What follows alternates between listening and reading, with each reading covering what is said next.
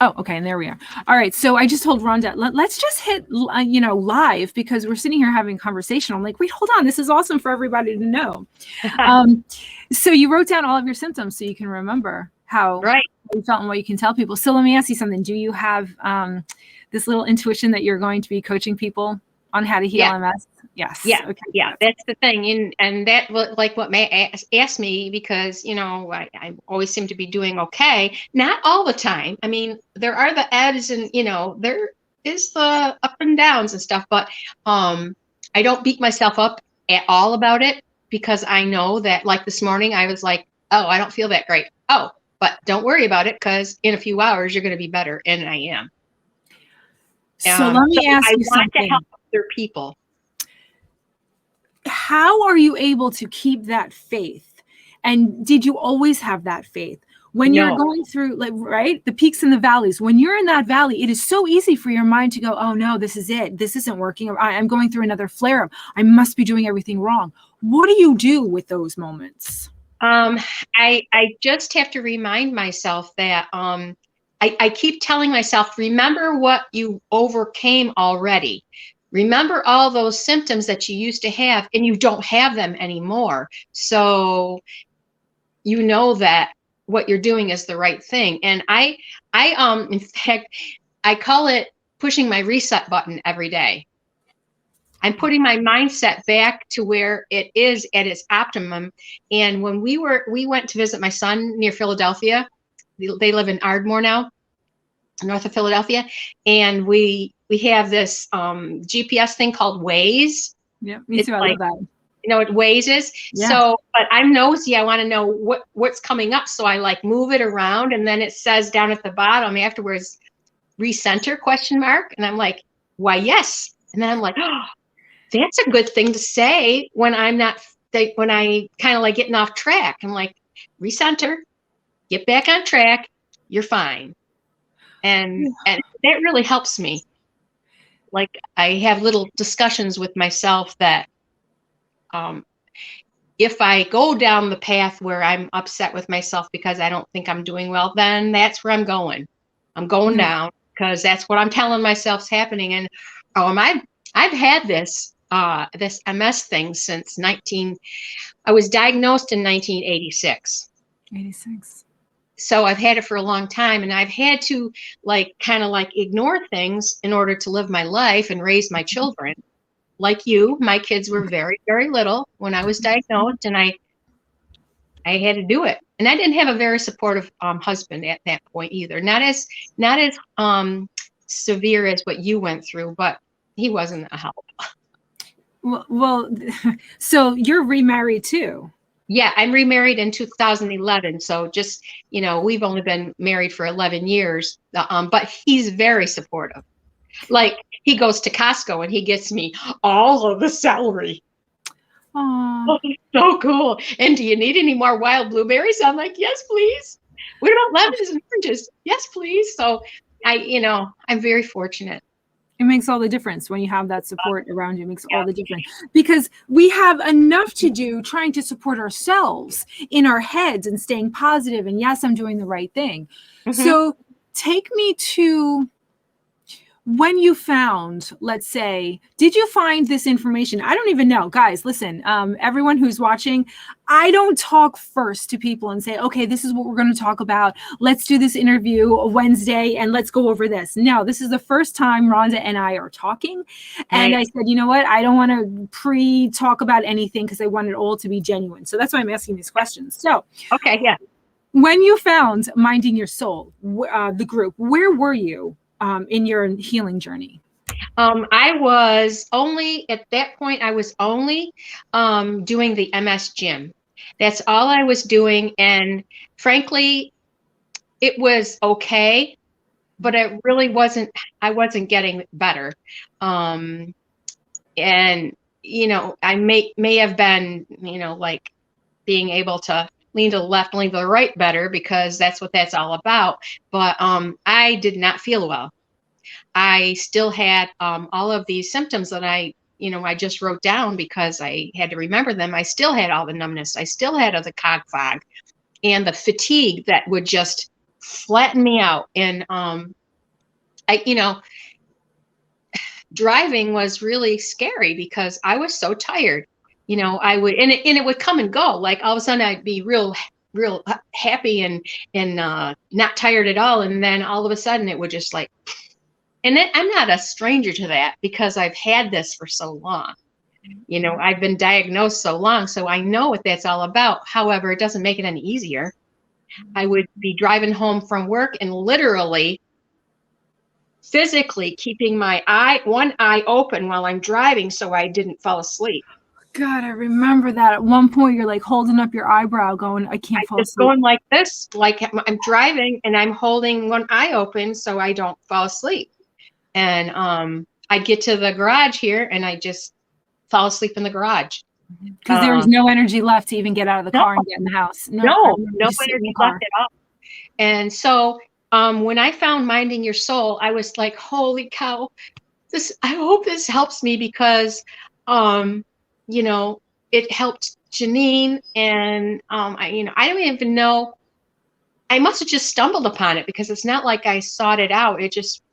I just saw. Everyone says that. I don't even know how I'm here or why I'm here. All of a sudden I'm in Minding Your Soul. So that's pretty common.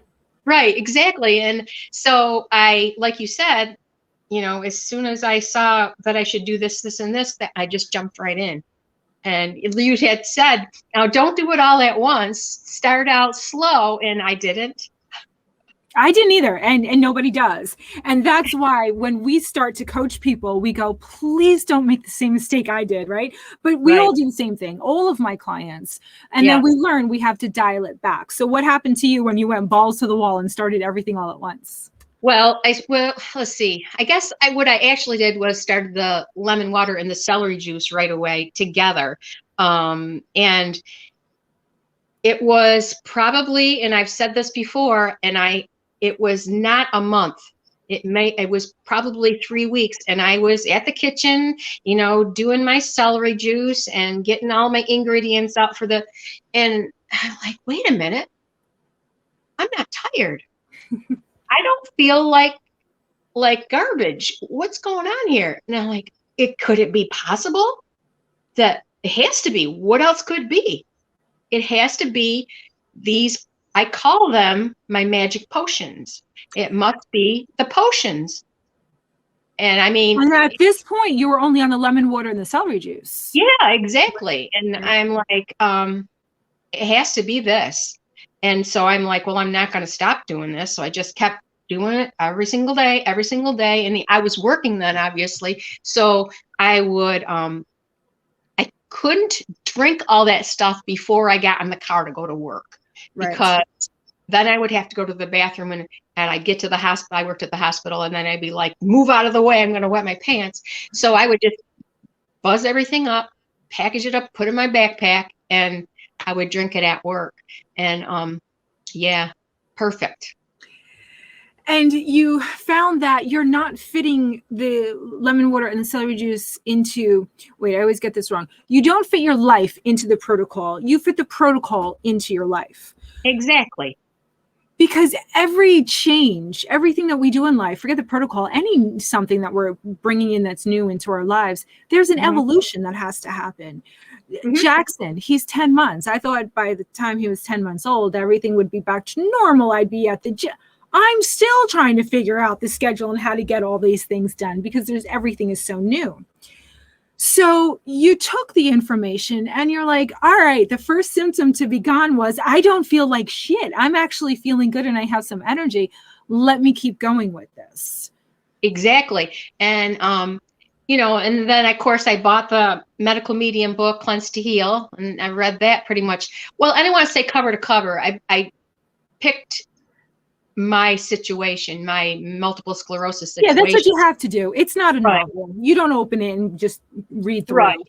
But I devoured everything about MS from that, and right from soup to nuts, and you wanted me to talk about how I healed my symptoms, and I followed what he had in there and what you told me to do to the T. I little by little got rid of all of the personal products that I use and got rid of those, and I, got all the non-toxic stuff, the laundry detergent. I don't use fabric softener. I use the wool balls in the dryer. I've been doing that since September of 2021. And, I just, everything I do is to make myself healthier and to be able to overcome all these symptoms. And right down to somebody had, and it might have been in Minding Your Soul, maybe it was in the Symptom-Free MS Summit thing, but they asked a question about hair dye. I just saw that. Yeah, that was in Minding Your Soul. Right. And at first I thought I picked a non-toxic hair dye. Well, I was wrong. It had chemicals in there that I couldn't use. So I searched. I'm like, what can I do? And now I dye my hair with coffee. I always wanted to try that. Yeah, it's not like you got to do it more often than the normal, getting your hair dyed thing. But it's perfect. Look, it's dark. Yeah. Your video's not coming through. I see one image of you. I'm not sure if anyone else sees any images of you, but there's plenty of pictures online that we're going to post later. No. How come you can't see me? Yeah, it's okay. I don't know usually it happens to me. It's one of us.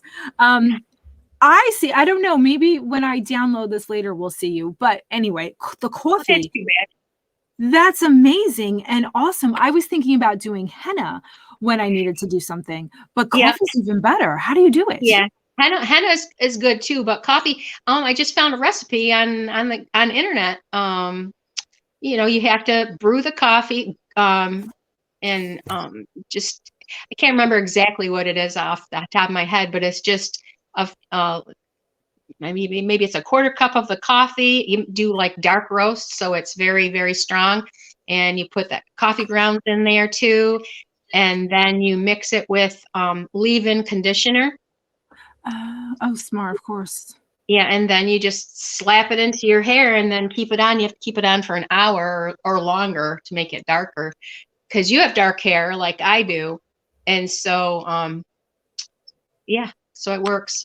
Well, we're going to look up that recipe and we're going to post that because people need to know that. That's a great question. Because someone just said, Rhonda just said in the group, she's like, great. I mean, I can't really see her. I know we're having technical difficulties, but at least we got the audio going and we all can look up her profile picture. So, all right. So that's exactly in the path to healing. And I want everyone to realize that everything in Minding Your Soul, all the information is there. And here's the evidence. Rhonda didn't go through the Path to Healing 4-month program. We heard from Ginger, who's healing herself, who's walking for the first time in a decade. And she went through the Path to Healing program. Rhonda didn't. It's all your personality, whether or not you want to do it, if that's the type of personality, introvert, extrovert. But at the end of the day, it doesn't matter because all the information that you need is there. Rhonda stumbled across Minding Your Soul. Like so many people say, I don't even know how I ended up in the group. You're in there. You're like, oh, this resonates with me. This sounds like something I can do. Let me try this. Mm-hmm. And you just started seeing results. And that's exactly what we do in the group. We stay a month on the lemon water and the celery juice as we're trying to convert into the gluten-free lifestyle. Now tell me about that. Have you been gluten-free before this?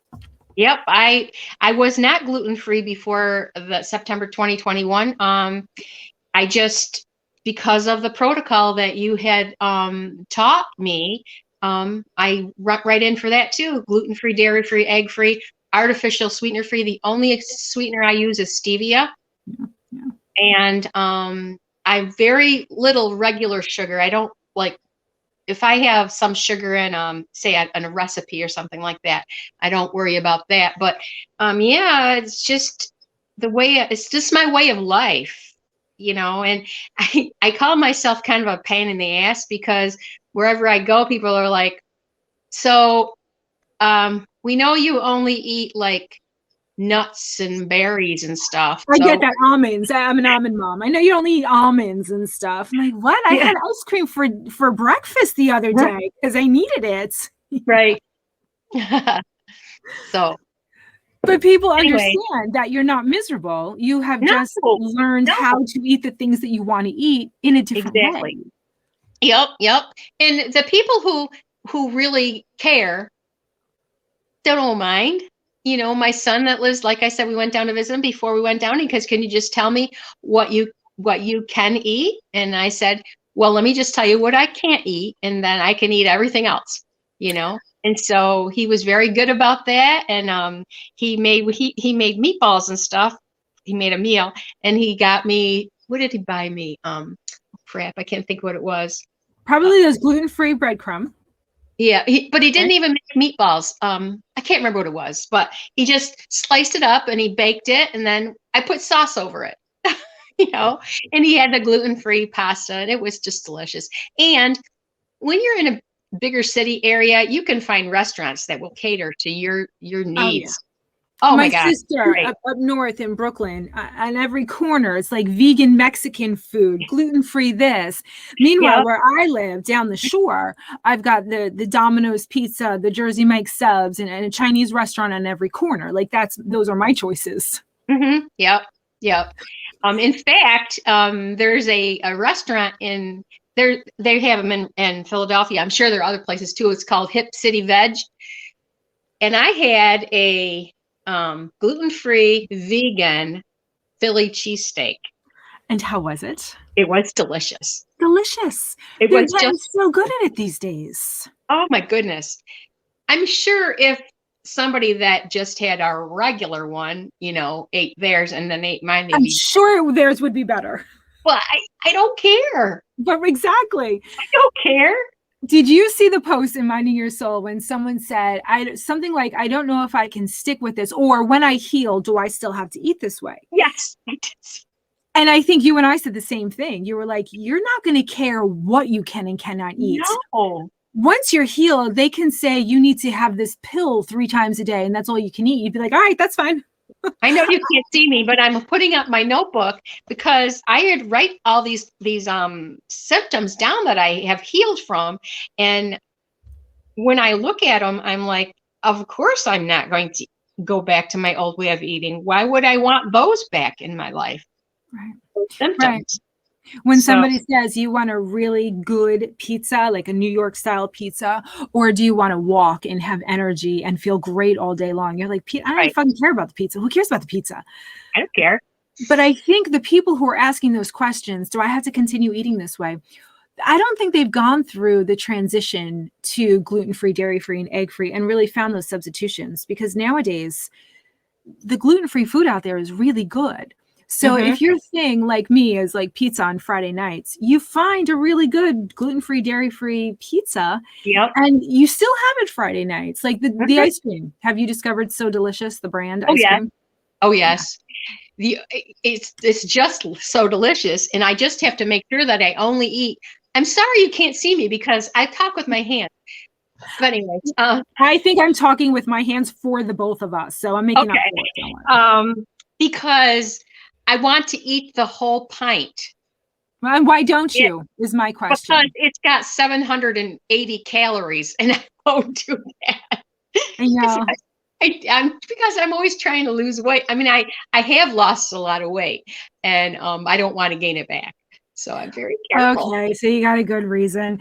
I remember when I first discovered it. I forget what I was eating it, and I was watching TV, of course, and I'm eating the ice cream. I'm like, God, this is so good. And I'm being very careful to not eat too much too fast. And then all of a sudden I felt something with the spoon hard. I'm like, oh crap, what is that?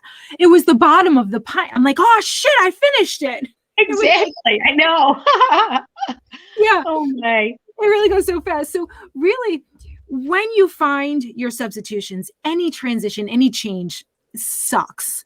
We don't have the time for it. It just takes extra energy. But once you find your gluten-free, dairy-free, egg-free foods, living like this is not a problem. Every now and then you're going out, you're like, all right, let me check out the menu before I get there. Right. Yep. So all of this information inside Minding Your Soul is all there. It's all free. Rhonda did it. You don't need the coaching. If you want to do it by yourself, you absolutely can. The coaching is there for people who are like, you know what? Let me do this with a group of people. Let me stay accountable with a group of people. Now, Rhonda, you have that notebook. I'm dying to hear. So tell everybody what your symptoms were before Minding Your Soul and then today. Okay, so I had to write them all down because I kind of forgotten about them. But Which is awesome. numbness. Congratulations. Yeah, I had numbness in my legs and my feet. I mean, numb, like can't feel them. Numb. When in 2003, I had an exacerbation where I was numb from my neck to my hips, like I could pass an arm right through my body and not even know it. So, that can happen. So I had numbness in my legs and my feet, tingling in my legs and my hands, like tingle, tingle, tingle. Cog fog, where, like I just couldn't pay attention. Everything was just like, what? And that's horrible. It's Fatigue. horrible. The making a peanut butter and jelly sandwich is too complicated. It requires too much. Yeah. Yeah, exactly. And yeah, go someplace to get something and you're like, what am I doing here? I don't even know what I came here for. And did you have in your eyes, when the brain fog was at its worst, did you feel like your eyes wanted to cross and you had to work to keep them straight? Yes, absolutely. Yeah, so did I. Not a lot of people. It's like they weren't working together. Right. Better, even better. Right. Right. So in spasticity in my legs, just like hard as a rock, legs, just ugh. That I don't have anymore. Spasms at night. Oh my gosh, leg spasms and cramps in the night. I just, what I was doing to get rid of those before I found you is tonic water, because tonic water has quinine in it, and quinine will relieve spasms and stuff like that. So I was drinking that like it was like a daily water. So I just didn't have that anymore. I don't have to do that anymore. My toes would just like in the night, they would have a spasm where they would just like point up straight. I'm like, stop it. Yeah. What? So I don't, thank heavens. And now that I'm writing all this down, I'm like, holy crap, that was awful. But yet we learn to live with it, and we learn to just do life. It's like you work around it all the time, and it's just so tiring. And you just not, your life is not your own. Restless legs. Now, I know that that's probably not an MS symptom, but the restless leg syndrome at night was horrible. Like I just had to pin my legs down so they would stop. And I had that for the first time when I was pregnant. There's nothing worse than that. That was torture. That was torture. Yep. And I only had it for 7 months, but it was torture. Yeah. And the dizziness, and it's, the doctor would say, dizzy, you mean like things are spinning around? Like, no, it's not dizzy like things are spinning around. It's dizzy like an off balance, which way is going which way kind of feeling. It's just wrong. This just felt wrong. And this is another feeling that I have had, and I'm sure I'm not the only one. And it's kind of like an out of body feeling, like you're on the outside looking at yourself, but nobody, it's like you're in a bubble or something. And that is a horrible feeling too. There is a name for that. I can't think what it starts with an R, but it's just like, you're not real. Unrealization. I think it's called. I never heard of that. I gotta look that up. Unrealization. It's just weird. It's very weird. That's a good word for that, because I felt like there was like this clear plastic bubble around me. Yep. And no one was really like getting in, and I couldn't really get out. And I wasn't fully present. And then when you try to describe that as dizzy, because lack of a better way of describing it, the doctors are like, well, the room shouldn't be spinning. I'm like, it's not. I know, exactly. That's a great word. Yeah. It's so hard to explain these symptoms to people who don't experience them. But those of us who have experienced it get it. They understand, and we're the only ones that can understand it. Yeah. So, and then, so those are all of my symptoms that I've healed, which is truly amazing. Truly amazing. And so the 3 symptoms that I still have, but they're going away, is balance. Sometimes I'll stand up and I'm like, whoa, you didn't see me. I just stood up. So balance issues. But what I'm doing along with the nutrition part of it and the supplementation, with my exercise and my mindset, that's getting better too. And the urgency, got to go to the bathroom feeling. I still have that. Okay. It's not as bad. And I've learned some tricks to overcome it. I have this, I don't know where I read about it, but it's like training myself to hold it. It's called count by threes. So you're in your mind, you're counting by three. Don't count by two. That's too easy. 2, 4, 6, 8. But if you count by threes on your way to the bathroom, you're getting your mind off the fact that you got to pee. And by the time you get to the bathroom, you're still worrying about, okay, 3, 6, 9, 12, 15, 18. And then I'm at the bathroom and I haven't wet my pants. All right. That's a good trick. And it's all about bladder training. Yeah. Training your mind to concentrate on something else other than, release it. Yeah. Urgency. I think it has a lot to do too with training the muscles of the bladder, because while I was pregnant, I came across this information. They would say, don't go to the bathroom, don't pee every time you feel the need to. And I'm like, excuse me? How I can't do that. Yeah. And they said, if you don't train your bladder to fill up first, right, then every time you have a little bit of urine in there, your brain's going to get the signal, oh, go to the bathroom. It's a good point. It's a very good point. So who knows? I don't know, because I only had that when I was pregnant, and then it went away. But what you're doing though, like I just said in the group the other day, all of our answers, unfortunately, are found in hindsight. Mm-hmm. Right? Mm-hmm. It's all trial and error. Like we get all this information, and all the information that we have in Minding Your Soul, everybody applies, but not everybody experiences the same thing. Right. The peaks and valleys are different.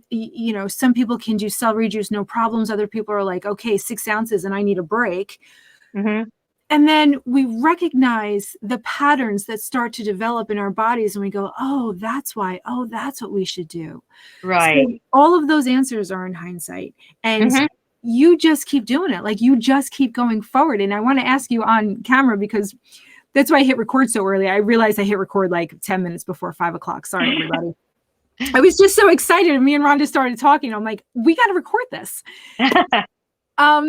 I forgot where I was going. See, I do this all the time. I do this in the group too. The urgency thing and hindsight, and that's what I wanted to talk about. Thank you.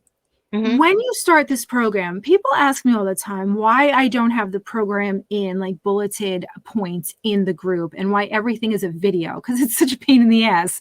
I don't just say drink celery juice and lemon water. No, I say watch an hour video of me just talking and talking. I don't think it's realistic to tell somebody just drink lemon water and celery juice without giving them all of the information about how to do it, when to take breaks, setting your body up for, okay, you are going to feel worse before you get better. Right. I want to ask you a 2-part question. Okay. Did you get worse when you started the protocol before you got better? And if you did, how did you keep the faith to know that you were on the right track and doing what your body needed, rather than feeling, oh my God, I'm having another exacerbation. This is flaring. I'm obviously doing something wrong.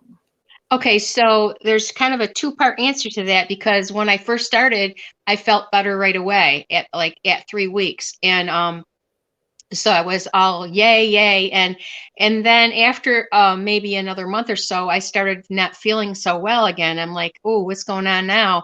And I just had to keep the faith, because I wasn't going to go backwards. I was going to keep doing it, because I was, at that point, I was, well, we didn't have the path for healing, but what was the 5-day thing, or what is it? The 5-day workshop. The workshop, right. And, you were just saying all the things that happened to you. And I'm like, she made it through this. Why can't I make it through this? I'm just going to keep doing what I'm doing. It's not hurting me. I was disappointed that I wasn't continually getting better. And, but the peaks and the valleys definitely happened to me. Yeah. And so my thing was that I just had to trust that what I was doing was the right thing, and it couldn't be any worse. I couldn't be any worse off than I was before. Because that wasn't the case. I just wanted it to go a little bit faster, Yeah. but I just had to make sure that I didn't disappoint myself. And I think we talked before we pushed record. I pushed a reset button for myself every single day, because every single day I'm not the perfect, the best I've always been. And like sometimes I'm better than others, and I'm like, push the reset button. Don't beat yourself up. In a few hours or maybe tomorrow, you'll feel better, and it happens. And I made the reference to that GPS Waze when you're driving in the car, and when you move it around and you're trying to look further down the road, and then it'll say at the bottom, recenter ? And I'm like, yes, I want to be back on track. So I think now that I'm talking to myself in the morning, recenter, get back on track. Don't be disappointed with yourself, because you're doing the right thing. Look how far you've come. Now that I've got all these symptoms written down again, because I hadn't done this before. I didn't have a list of my symptoms before I did this thing, because I'm like, somebody's going to ask me what my symptoms were, and I don't remember. But I'm going to look at this and say, you know what? That's why you're still doing what you're doing, because you don't want those things again. Obviously, what I'm doing is the right thing, because I don't have those symptoms anymore. It's amazing how all of this has come to you. Mm-hmm. The recenter is so important. We talk about it in the group. Pick a word to understand what's going on in the moment. Be aware of your thoughts. Mm-hmm. And if they're going through the downward spiral, what's your word to interrupt it? Yours is recenter, come back. Mm-hmm. What's going on, and be aware and be in that moment, and then choose, where do you want your thoughts to go? Continue down that rabbit hole, which doesn't do anybody any good, but it's easy. Excuse me. Right. Or redirect. So the nutrition is just one corner of the triangle, one piece of my triangle that is my success story. I got to drink of water here. I know I'm asking you to do a lot of talking. I'm glad you're going to talk about the body, the mind, and the soul, because we talk about that, which is where minding your soul came from. It's not, I can give you all the information you need to put inside your body, but that's just one part of the healing. Right. And so how did you address the mind and the soul part? So I exercise. I was exercising beforehand, before we started with Minding Your Soul, but it wasn't as organized as I am now, because I realize what I need to do. The MS Gym is a wonderful thing, because there's a lot of functional exercises in there, and it teaches you how to, work out the knots in your legs and learn how to stand up and balance this way and that way. But I am doing the David Lyons Optimal Body Fitness now. I joined that right after that first MS Symptom-Free Summit, because I thought it was really, really cool. And that has really skyrocketed my strength, and I am getting very strong, which I think is really helping me with my mobility, because now I am walking around without touching walls or anything for at least 100 steps at a time. And that's something that I haven't done in probably 6 years. So, Rhonda, how amazing does that feel? It feels incredible. And now when I'm outside, I don't use a cane in the house. I don't use anything in the house. Outside, I use a cane. When I go to see my friends at it's called the Welcome Center, and you have to walk through a building to get where we sit. And so what I do there is I bring my trekking poles and I trek into there, and then I can walk around in there with no problem. I wouldn't have been able to do that before all this. So that's awesome too. So there's So wait, that. can we just step back for a Yeah, second? You sure. don't use anything inside your house, No, but you do outside the house. because I feel like I feel unsafe where I'm not familiar, and I'm familiar with if there's not something that I could grab onto if I wanted to, I think I feel a little bit unsure of myself. Now, it's winter in upstate New York. So right now, I'm not going to try and venture out. Once the weather gets better, because I am doing better, I am going to walk around outside without my cane. Makes perfect sense, of course. I have to wait until it's safe. It's not safe right now. Yeah, no, that makes sense. I asked you that. I want to recall that because I had a client who did the same thing. You know, Okay. in the house, she was fine. She walked around, but every time she went outside, she would use the scooter. And it was all in her mind. Right. So, but when you talk about upstate New York in the middle of January, yeah, not a good time to try something new. Yeah, and leave. Right. Yeah, so exactly. And so what else? Let's see, the walking. What about the soul work? So the body, the mind, and the soul. Like, how do you take care of in here and in here? I meditate. Okay. I meditate every single day. Yeah. Were you always good at meditating? No, this is something new for me. I actually started meditating when I started working with Matt Rowe. Perfect. And the Thrive group, because that's something that I knew about meditation, and I thought, wow, that would be cool, but I never really did it.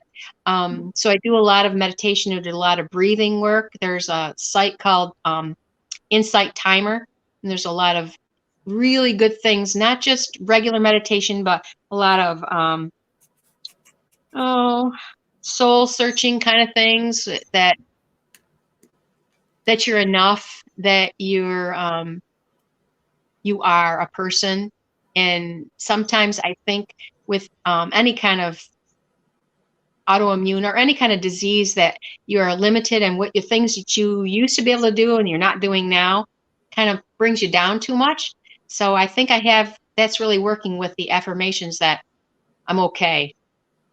I'm okay. And once again, when I look back, when I wasn't totally, I'm not totally okay right now, but I am really almost there. It's a wonderful thing. It's a wonderful thing. You look back and, when you talk about the diagnosis and the prognosis that they give us, there's no hope. There's no, don't worry, everything's going to be okay. Just do this. Right. Imagine, go back to the time where you were diagnosed and they said, well, this is what MS is, and this is what happens. Not what could happen. This is what happens. Imagine if they said, but don't worry, because it's just a virus. We have figured out it's a very smart virus and it takes a very targeted attack on it, but we know how to do it. So here are the instructions. Here's some information. Now go home and do that. How different would your life have been? It would have been really incredible. Now, I have to say that when I was diagnosed in 1985, there were no disease-modifying drugs. Yep. There was none of that, and there was no putting you on steroids for anything like that. So I had to kind of just live with it and hope for the best. And then I had the neurologists that I had back then, even though at one point in sudden 2003, when I had that horrible exacerbation where I was so numb from my neck until to my hips, my neurologist at that point said, you're going to be okay. I'm not putting you on anything.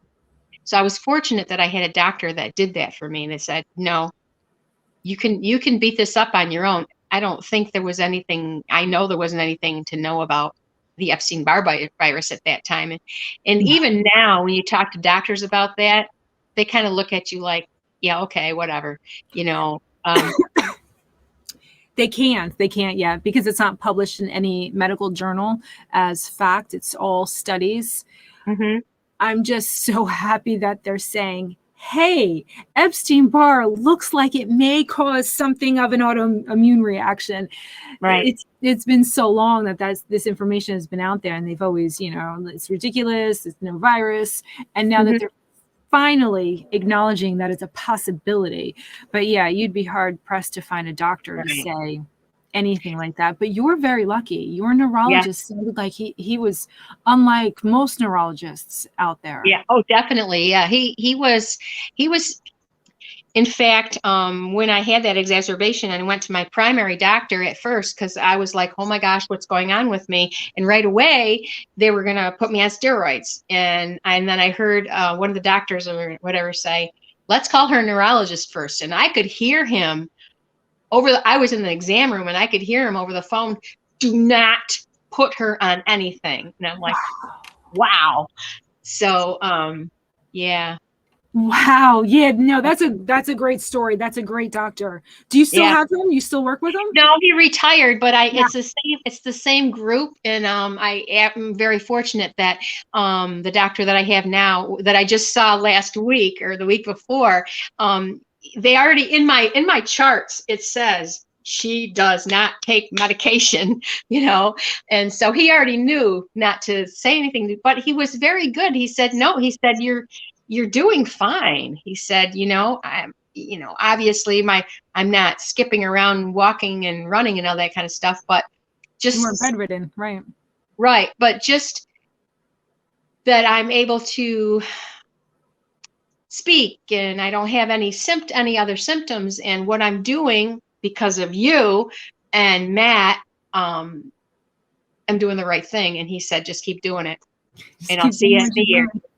And he said, there's no need, unless you want an MRI, there's no need to do that because, you don't want to go on any medication anyway. So just whatever. What an amazing doctor. That's exactly, a lot of people ask me for advice and I say, listen, I'm not a doctor. I'm not certified in anything. I'm just someone who had MS. Right.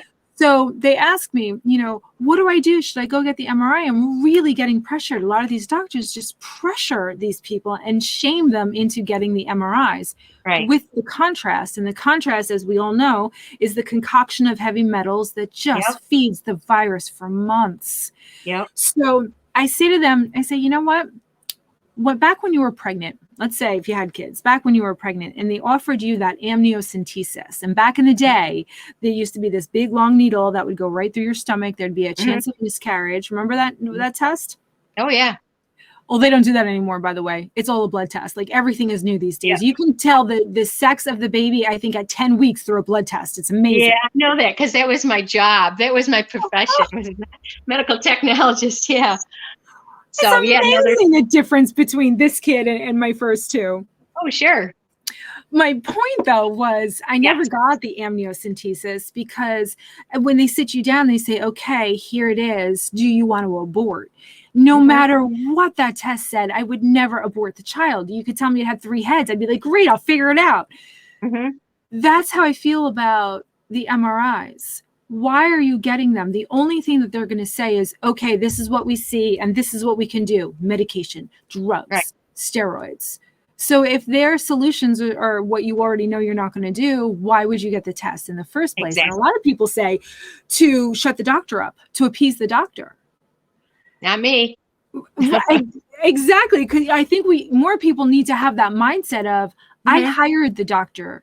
You're on my staff. I hired you. And if I don't like you, I can go hire somebody else. Which I have done when I first moved back to this area. And so my primary doctor wanted me to go and see an MS specialist up at Strong Memorial Hospital.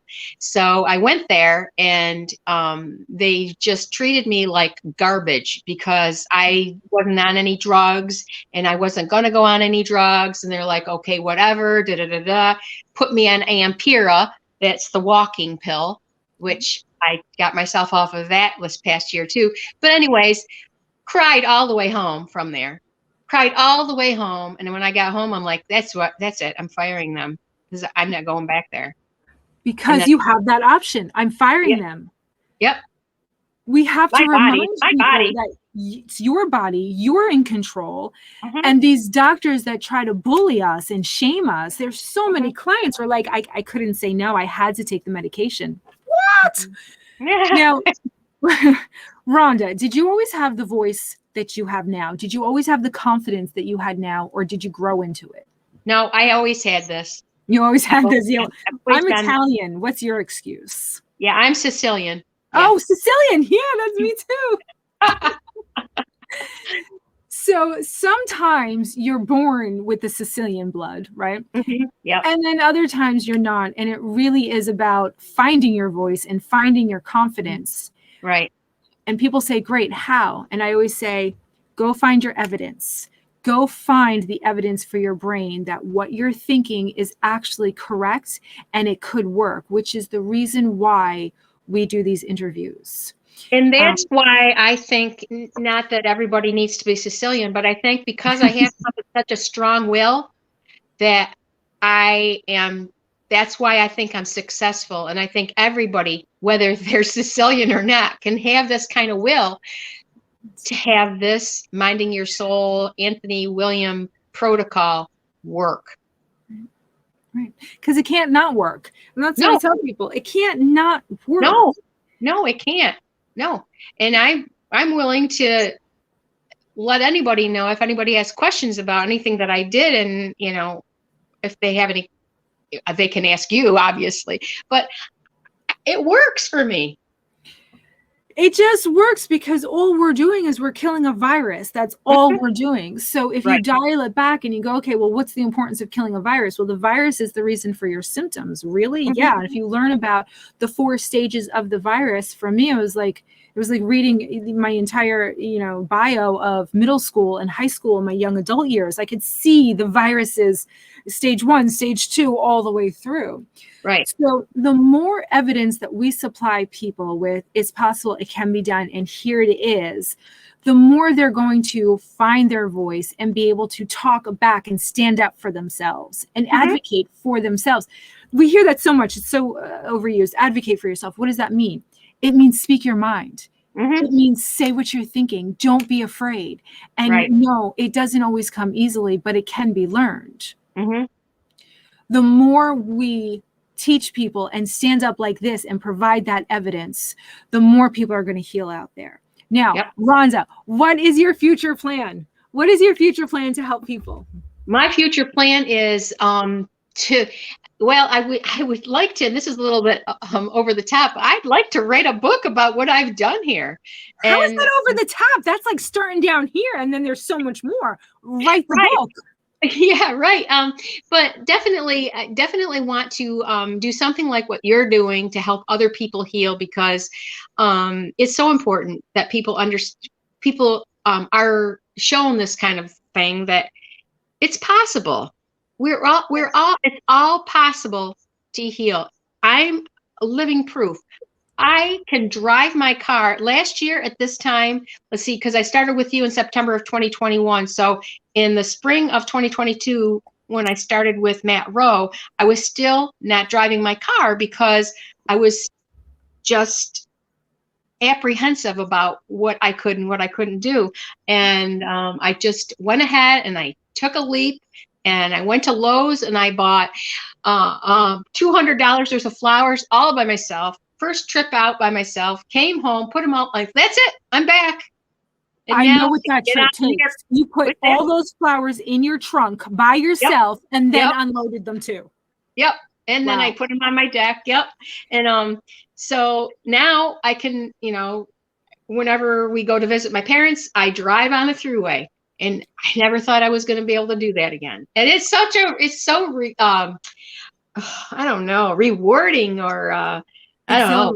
It's exhilarating, because think about the people who are watching this now. Think about when you and I were at that stage where you just wanted to do the simple thing of going to Lowe's and buying the flowers that you want by yourself. And you don't want to ask someone to take you. And you don't want to say, oh, well, you do so much for me. And by the way, can you take me to Lowe's to buy flowers that really aren't that important? Right. It's a horrible place to be in. And then all of a sudden you're the person who goes, I think I'm going to go to Lowe's. And Yep. you just go. All by myself. Yep. My husband wasn't home. He was out of town. And I'm like, that's it. I'm getting in this car and I'm going. And then when I was checking out, and they obviously could see, I mean, I got mobility issues. The lady said, did you want help out with those? I'm like, no, thank you. No. So, yeah, it was great. And that was the beginning of my, one of my journeys to be able to drive my car again. I wanted to drive my car. I just couldn't until then. So no. And then of course the fear consumes us, or the what if this happens? What if that happens? And then I did it to myself. Okay. So here's the mindset when it comes to driving the car. And I forever with this MS stuff, when I would get to a traffic light, I would get anxious. I would be like, when's the light going to turn green? I don't want to sit here longer because I didn't feel well. And and it would just get worse and worse and worse. And I've overcome that. It's just gone because I don't think about it anymore. And I could sit at a red light forever and it wouldn't bother me. And because you're fine. I'm fine. You'll be fine. Yep, exactly.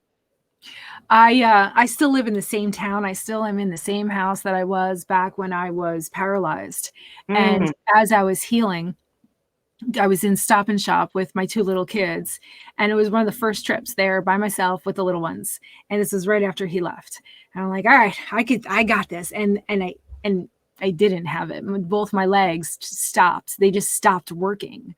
And there I was with the cart. And if I didn't have the cart, I knew I was going to go down, and I had the 2 kids. And I thought about that throughout my entire healing journey.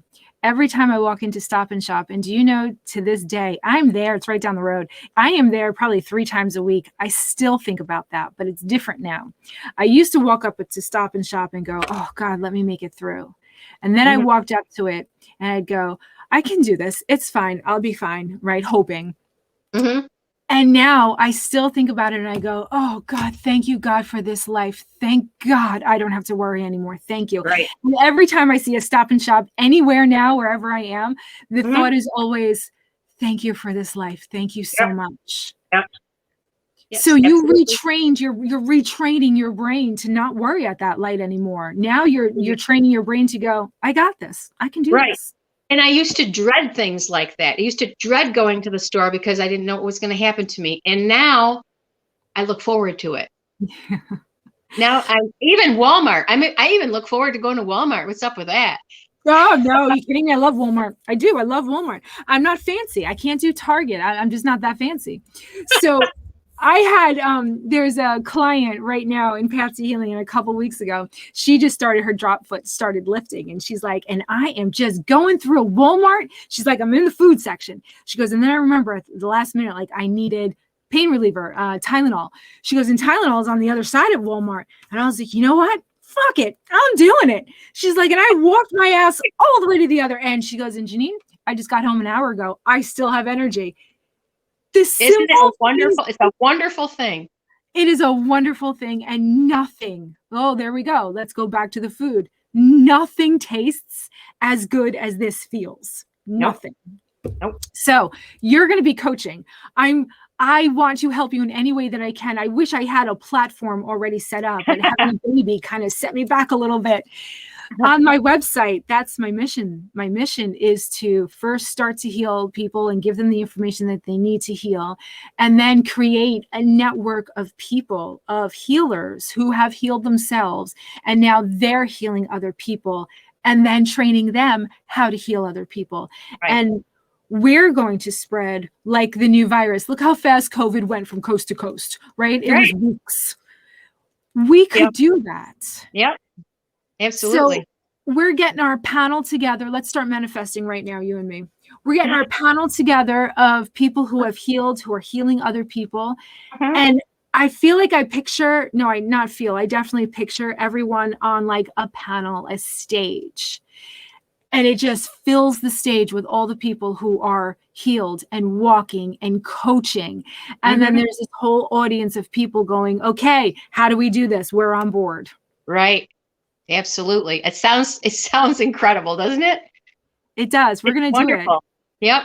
I tell people when, especially on the group Zoom, like you have all the little faces there, I say, listen, guys, I'm not rich. My office right here is this little corner. My bedroom's right there. It's the same bed that I laid in when I was paralyzed. Wow. The same bed I laid in when the room was spinning. I'm embarrassed to say this, but it's the same comforter that I bought at Walmart. It's the black and white toile, same comforter.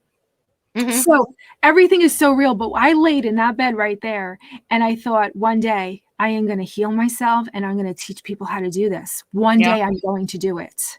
And you're doing it. And here it is. So Rhonda, we're getting coaching. So listen, we have about 40 people live right now. We're going to post the shit out of this video. We're going to email it and we're going to let everybody know. 1, healing is possible. 2, Rhonda is going to be coaching people. And 3, everyone can do this. Everyone can do this. Absolutely. There's nothing special about me. There's nothing special about me. Nothing special about me. I was just like, oh, hell no, I'm not going to do this. This whole MS thing sucks. I have kids to raise. I waited my whole life to have them. Here they are, and I'm paralyzed. There's no way. So this is perfect timing because as we get closer to the workshop I do a couple times a year to teach everybody the entire protocol, everything you need to know. Everything is for free. This is how Rhonda got the information. She's like, oh, what is this minding your soul check? All right. She says this works. Let's try it. She did it. So all of the information in the workshop is completely free. At the end of the workshop, you can decide, all right, you know what? I'm going to be like Rhonda. I'm going to go do it. I'm going to go heal myself. Fine. Or if you want a little bit more community supports, accountability, there's a community that you can join, the 4-month Path to Healing program, but you don't need it if you don't want it. Healing is possible for everybody, and this information should be taught in schools. Everyone should have access to this information. Yep, absolutely. Rhonda, would you like to do this again with me, maybe in a couple months with another update? I would love to. I would love to. And maybe people could see me that time. I don't know what happened here. And I got a nice outfit on and everything. I can see a frozen view of you. You've got the pink cardigan with the matching shirt underneath. You look great. But I'm looking at my phone over here, watching the comments, and it is black. So I don't know. Maybe when I download it on YouTube, I don't know. We'll see. Maybe it's my side. Whatever. Okay. Yes, I will do this again. Let's just check the.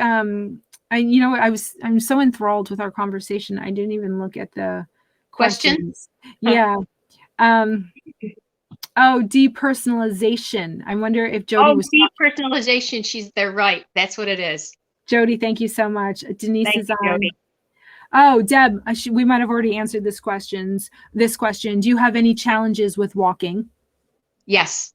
Yeah, still. That's one of the 3 symptoms that are left. Yep. It's getting better though. I can walk 100 steps and it's awesome. Right. And when you started this, there was no walking unassisted. Nope. Wanda says, if we hold it though, we're prone to infection. So not sure about that. I forgot what we were talking about. Oh, about holding, when you got to go to the bathroom, if you hold it too long, she said. Yeah. Yeah, you're absolutely right. And that's what I was thinking. Well, first of all, I didn't have the ability to hold it being pregnant and someone sitting on the bladder, but you're right. You're prone to infection. Jessica says, I have the opposite problem. My bladder fills, and even though I feel like and go to the bathroom, my bladder doesn't fully empty. Okay, so with the Epstein-Barr virus, it's a virus, but it has a cofactor. The medical medium refers to it as a best friend. It's the Streptococcus bacteria. That's the bacteria in our bodies that is either going to travel north and give us strep throat, sinus infections, or it's going to travel south and affect the bladder, the kidneys. We're going to get UTIs. So if that's the case, as you're healing your symptoms, as you're getting rid of the MS symptoms, you're killing the Epstein-Barr virus, but you're also getting rid of the Streptococcus bacteria, which is going to heal all of that down there. It's going to bring that bladder back into working properly. Yes, it does take a long time. How long? I have no idea because it's different for everybody. But what I can tell you is that I have clients inside the Path to Healing. There's an active one right now where she said her entire life was about UTIs. Her entire life was either getting one, having one, or getting over one, and then the process would start again. And since starting the protocol, she honestly can say now she can't remember the last time that she had a UTI. Once it went away, she's been on ongoing support, which is you do the 4-month program and then you can stay in it. So she's been in about 2 years. She's like, Janine, I can't even tell you the last time I had one. I forgot. It's amazing. Right. So I think what your question is too is she feels like she has to go, but she can't go. And I think that is one of those muscle tightness kind of things. Like she can't relax her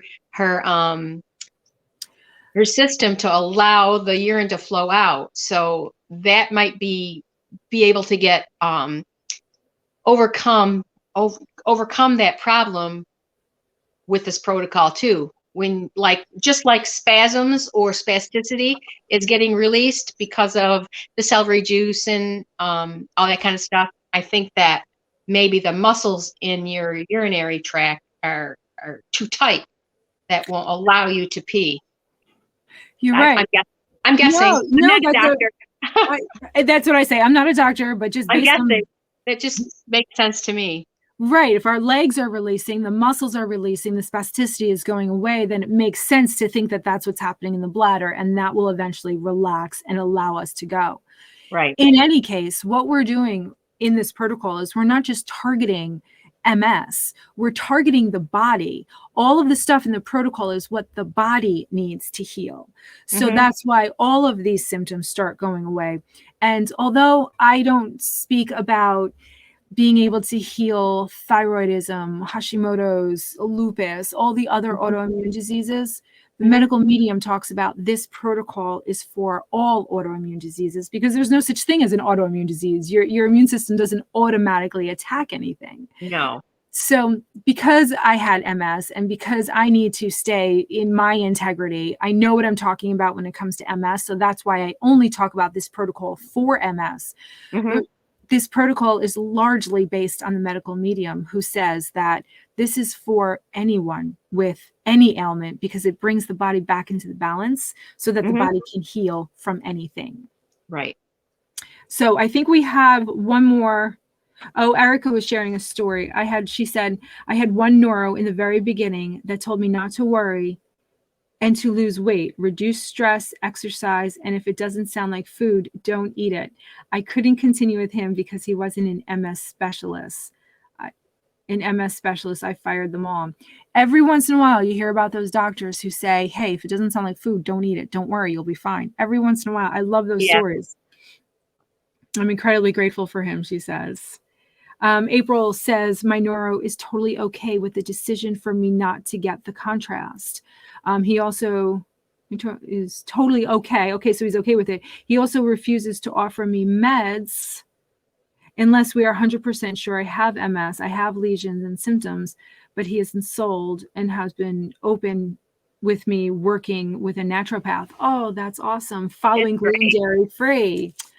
It's great. Right? They're getting there. Like the doctors, they're getting on board. I think because they need to. I think because they're finally, some of them anyway, are starting to realize the body has something to do with the illnesses that we're getting. I said a voice too, Erica. Oh, thank you so much. All right, Natalie. Doc called me angry black woman. Oh, Natalie. Good. Let him call you that angry black woman. You're that smart angry black woman. That's right. We're the nasty Sicilians. You'll be the angry black woman. We're the nasty Sicilians. Well, I love that. Celebrate it. April says, Janine, where did you read about the stages or phases of the virus? Would like to read about that. Oh, absolutely. Medical Medium, 4 stages of Epstein-Barr. Look that up. You can Google it. It's in all of his books, but the original Medical Medium one, it's in. And also during the 5-day workshop that's coming up in February, the week of the 13th, day 1 is all about the 4 stages of the Epstein-Barr virus. So if you want to read it, Medical Medium has it all online, or if you want me to tell you all about it, February 13th will be the start of the workshop, and that's when I do that. Rhonda, when you first heard the stages of the Epstein-Barr virus, well, do you remember, like, what were your initial thoughts? Were you identifying with all those stages and where you were in life?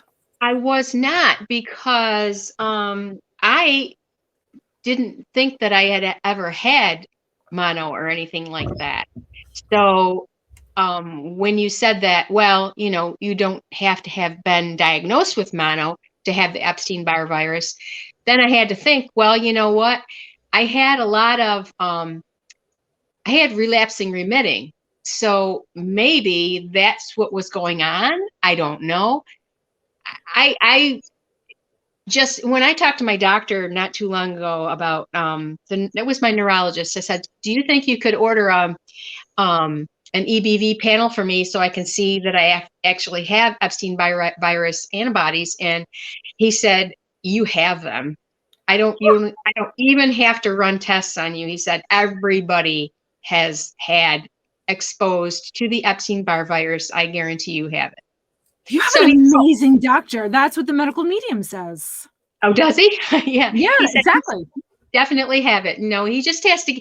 And I think deep down, you know, when I said something to him about this protocol that I'm this nutrition and all that kind of stuff I'm going to, I think deep down he knows that this is the correct thing. But like you said, he can't say, yes, this is you're doing the right thing, because he'll lose his license. Yeah, exactly. It's not part of any medical journal, therefore they can't say that. Right. So you're right. You found a real good one, because you bring up a good point. You were never diagnosed with mono, right? So let's say someone who doesn't normally get blood work to see the antibodies goes, oh, well, that's probably not my case. I never had it. There's over 65 different strains of the Epstein-Barr virus. Just like the flu, just like COVID, the virus strains morph and they adapt and they evolve. So they go from very mild to very aggressive. So if you have a very mild strain of the virus, then yeah, you're going to get an itchy throat and a runny nose and think you have allergies, when really you just went through stage 1 of the Epstein-Barr. Right. I'm obviously have had that happen to me, but you know, wasn't sick enough to say my mother to take me to the doctor. I didn't have to be in the hospital or anything. So it was just, and I think that's what happened. Now you say your mother. So how old were you? I was in 6th grade, 6th or 7th grade. Yeah. That was me, middle school. I was in 6th and 8th grade. I was hospitalized twice, once with mono. And then the second time it was elevated white blood cells. So it was indicating that there was a massive infection in my body. Right. But they couldn't see it. And now it makes sense why they couldn't see it. My very first symptom that I know had to be with multiple sclerosis was when I was in 6th grade. I was out on the playground. I think it was gym class. And I had this really strange feeling in my head. And nobody could tell me what it was. Told me I was going to be fine. And then that was 6th grade. Then 7th grade, I had another thing happen to me. And I'm like, so it went on and on. So yeah, definitely. That's what happened to me. Are you talking about the lightning bolts inside your body? Because that was my head. In my head. Oh my God. I had them in my stomach. Head. So what did your mother say when you told her, listen, I'm getting these, like I'm struck by lightning in my head? What did she say? You'll be okay. My mother goes, oh, that's weird. And then moves on. And then we go to the doctor and we're like, listen, I'm getting struck by lightning inside of my stomach. It's taking me to my knees. It only lasts a couple seconds. Yeah. Mine was in my head. Oh, yeah. So, you know, and then as time went on, of course, my mother took me to the doctor and they still couldn't find anything wrong with me. Oh, you have this. Oh, you have that. You know, nope, you know, here, you're going to have a nasal lead EEG. We think you have epilepsy. I didn't have epilepsy. You know, nobody could figure out what's wrong with me until 1985 when I was a young mother. Of course. And that's when it hits us the hardest, when we are, the medical medium says, when we're burning the candle at both ends, we're not taking care of ourselves, and we're going through a crisis, a stressful situation, or a hormonal upheaval like having children. And that's what's important, when you said taking care of yourself, because that's the most important thing right now, is that we all take very good care of ourselves, because we are most important to ourselves first. And we can't take care of anybody. That's right. And it's been a long road for me. I'm 64 years old, but it's not too late for me to start taking care of myself. And that's what started happening to me in September of 2021. So thank you, Janine. Oh my goodness. Yeah. You're so welcome. Thank you for sharing your story and providing people with the evidence that they need to keep going. This is what's going to keep them going through the trenches and knowing everything's going to be okay. I'm not the only one. This is normal. So we just need to keep speaking up. So if you're watching this right now and you are somebody who's going through this and this is helping you, let Rhonda know. If you're somebody who has healed and you're kind of like me before Minding Your Soul, where, you know, you're in the background looking at all the information, doing it all, but not saying anything, great. But if you would like to be interviewed so that we can provide even more evidence for people, let me know. Let's get more stories out there. Let's get Rhonda coaching. And Rhonda, any way that I can help you get coaching off the ground. Thank you. Because I feel like I've made all the mistakes. And you know what's funny? I said to somebody, we were talking like this, and then I'll let you go. 2 Sicilians on the phone, like someone's going to have to like cut the line. So I was talking to somebody and she wanted to start her business. And she said, oh, but I'm so nervous because I know I'm not going to be good at it at first. And I said, listen, let me tell you something. If you scroll down far enough in Minding Your Soul, you will find my early videos and they're awful. I sucked at it and I just had to be okay with sucking at it because I knew, you know, eventually, hopefully I would get better. Right. And she goes, oh yeah, no, Janine, I did scroll and you were awful. Oh no. I'm like, I know, I really was. But that's what you have to do. You just have to dive in with both feet and say, all right, I'm starting. You know, everyone's got to start somewhere. It couldn't have been too bad because we're all here. Oh, thanks. Yeah, no, it was that bad. I was very nervous and whatever. But you know what? I kept going with it. And little by little, people were like, hey, you sound insane. What are you talking about? Let's do this. Yep. And it just grew. This Minding Your Soul group started with 2 people. I wanted to start a business, but I didn't think it was possible.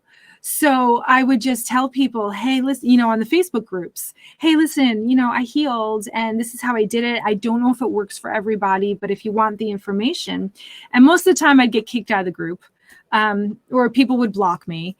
But there are these 2 people who are like, you sound insane. So, you know, let's work together, see if it works. Yeah, so, that's great. Yeah, Minding Your Soul started with 3 people and it just grew from there. So that's what we're going to do, Rhonda. We're going to get you started. Okay. We're going to get you growing. And I can't wait to see what great things you do and where you go. Thank you so much. Thank you. Thank you. All right, everyone, we're going to end this broadcast. Rhonda, stick around for just a second. Anybody have any questions, whether if you're watching the recording, still put them in the comments. And Rhonda, and tag us, if whoever you want to answer the question, because we'll still get notified that a comment came in. So we'll still be able to answer your question. All right. Cool. All right, everyone. I will see. Rhonda, you stick around. I'm just going to end the broadcast. I'll see everyone later. All right.